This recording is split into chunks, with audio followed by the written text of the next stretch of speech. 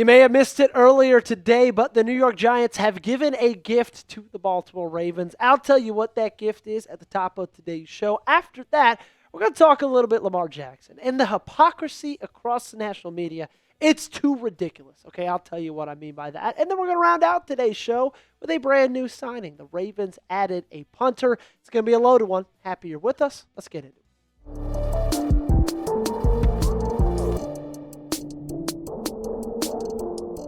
So happy you are making the Ravens Rundown a small part of your day. My name is Joey Petersen. Before we get into the content, reminder to hit those notifications. Make sure those are on because we give you daily videos. Easy, 3-step process. Hit the sub button, click the notification bell, select the all option, and if you want to be a real one and you join the Noti Gang, let me know by commenting so down below. First 5 people, heck, 10 people that comment Noti Gang in the comment section, you're going to shout out on an upcoming video. Earlier today, Adam Schefter reported that the Giants' all-pro defensive tackle Dexter Lawrence has requested a trade, and he will not be participating in the team's offseason workout program that opens up on Tuesday. Lawrence and the Giants have been through 2 offseasons attempting to negotiate a contract reflecting his value over the last 3 years, but there's not been any progress per sources. Let's talk about what this means for Baltimore. Number one, we know that the Ravens are looking to add at defensive tackle this year. They have to. They need some depth at that position, and with the uncertainties of Nnamdi Madubuike, this feels like a smart thing to add either via trade, the rest of free agency, or in the NFL draft as well. You would have to give up pretty considerable draft capital to get Dexter Lawrence, more on his actual value in a second. And on top of that, obviously, you got to talk about the cost. Would be $20 million this year, $17 million next season, and reportedly he wants a new deal. I personally expect Baltimore to be interested. I'd be very, very surprised if they weren't interested, okay? I believe that at some point today, they have at least been on the phone with somebody from New York just to kind of check in on the trade value. And a big reason because of that, or big reason why that is because of Nnamdi Madubuike and the question marks surrounding his future, the question marks surrounding his health. Now, I get it. All the recent updates and the videos that we've been getting have been good, have been pointing to positive things, have been pointing to him possibly being ready to go and ready to play in 2026. But we still don't know just because of the severity of the injury and the fact that it's a neck issue. Right? This isn't just a hamstring. It's not just an ACL. This is something that can have long-lasting effects to his life after football. Now, for that trade price, Jordan Raanan, an ESPN reporter who covers the New York Giants, he said, I asked around the league, and general consensus appears if the Giants were willing to trade Dexter Lawrence, the return would be in the range of a late first-round pick to a second-rounder. That might sound like not enough when you just think about Dexter Lawrence, but you also got to think of the fact that they're trading him off of his worst season in the last 4 years. One of his worst seasons as a pro, in fact. He had less tackles, far less sacks, 8.5 less from 2024 to 2025. Less pressures, less stops, less tackles for loss, all of that while playing 5 more games. Like, is it crazy to believe that if they would have wanted to trade him in the offseason after last year, his trade value would probably be double what it is right now? Talk about poor timing for New York. Connor Hughes, adding on to this point, said he had an absurd run as an interior pass rusher from 2022 to 2024, 21 sacks, but he hasn't had a full sack in the last 22 games. That's the reason why it's not a guaranteed first-round pick for Dexter Lawrence. Now, Connor Hughes has gone on to report of the things he's heard around the league, different sources of what the cost might be. One said a late 2026 first-round pick. One said a 2027 first-round pick. I'm interested. I'm listening. A second and a fifth-round pick. And then another one said, quote, I doubt he actually gets dealt. Now, we asked our Giants Now host, Marshall Green, who is the me, but for the New York Giants. He said, quote, Quinnen Williams type deal. Now, to remind you what Quinnen Williams got from the Dallas Cowboys at the trade deadline, it was a second in 2026, a first in 2027, and Mazi Smith. Well, Mazi Smith probably not going to make their 53-man roster, so let's just throw Mazi off of that list, and let's just say it's a second-rounder and it is a first-rounder. That's what they got for Quinnen Williams, a guy who is the same age as Dexter Lawrence and has had very, very similar type production. If New York is asking for this trade, would you accept it? Give me an A for accept. Give me a D for decline. You let me know your answer down below in the comment section.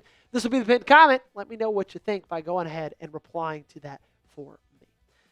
If the consensus is a late first, I'm really interested, okay?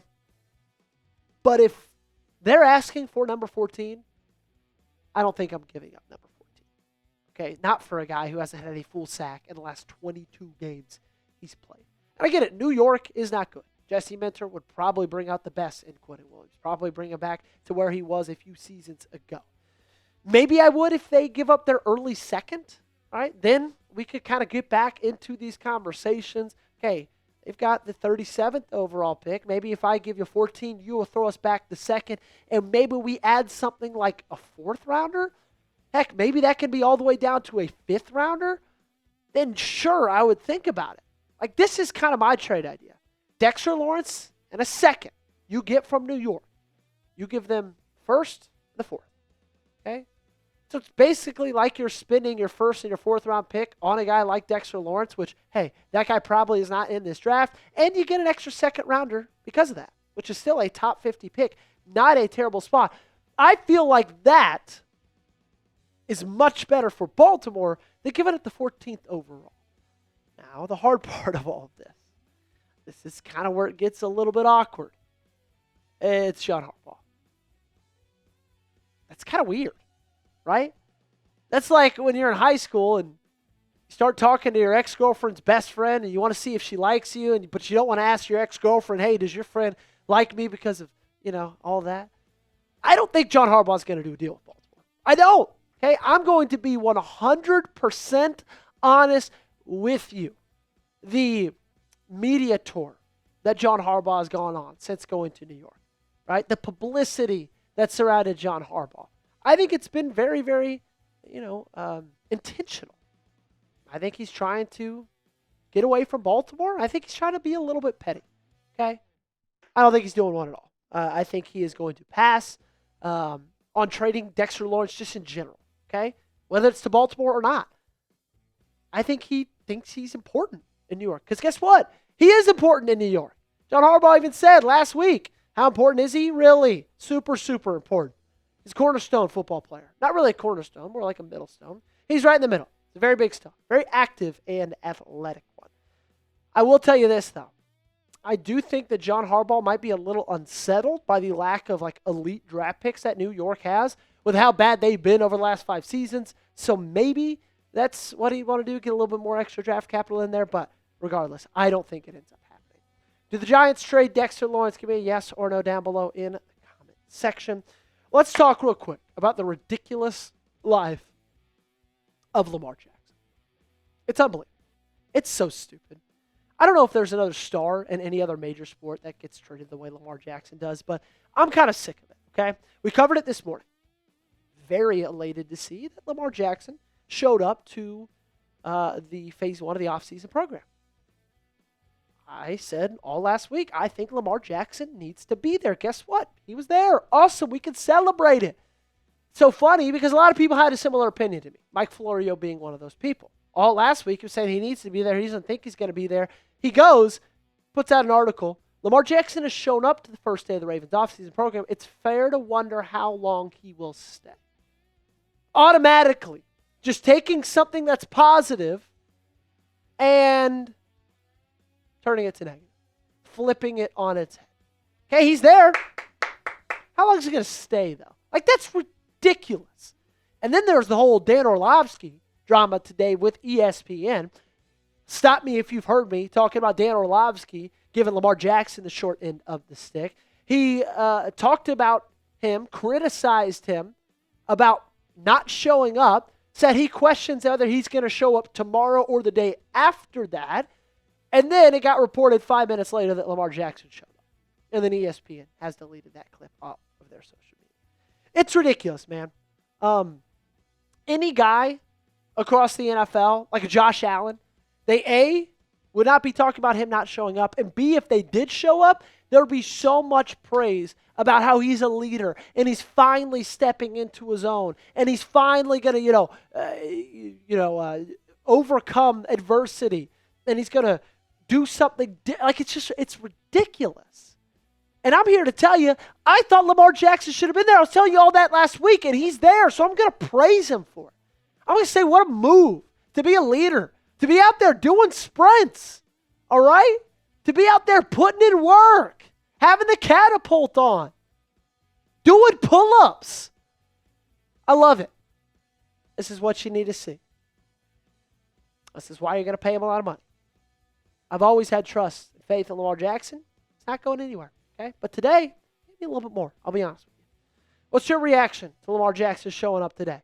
Let me know down below in the comments section. We're going to end today's video talking about a move the Baltimore Ravens just made. They signed a punter, Luke Elzinga, not related to my former college roommate, Jackson Elzinga, but a guy we need to talk about nonetheless.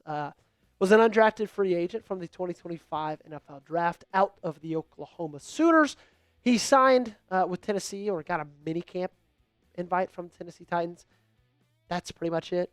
Didn't play anywhere in 2025. Didn't make a final roster in 2025. This is supposed to be your Jordan Stout replacement. Pro Bowl punter. You lost him. He's now in New York. I don't think that's what Elzinga is. I think Elzinga is a good player. I think Elzinga is a guy that's going to compete. That's it. I think maybe you draft a punter. I think maybe you sign another one, UDFA, out of this year's draft. But I don't think they're looking at Luke Elzinga and thinking, okay, check there. Boom. Got that box filled. He is our answer at punter in response to Jordan Stout. I don't think that's it. I think we are done, though. Happy that you guys are with us. Thanks so much for joining us on your Monday evening. Hope you have a great time. Hope you have a great rest of your night. Let me know. Who do you think is going to win the national championship tonight? Tell me down below in the comment section, and we'll see you tomorrow.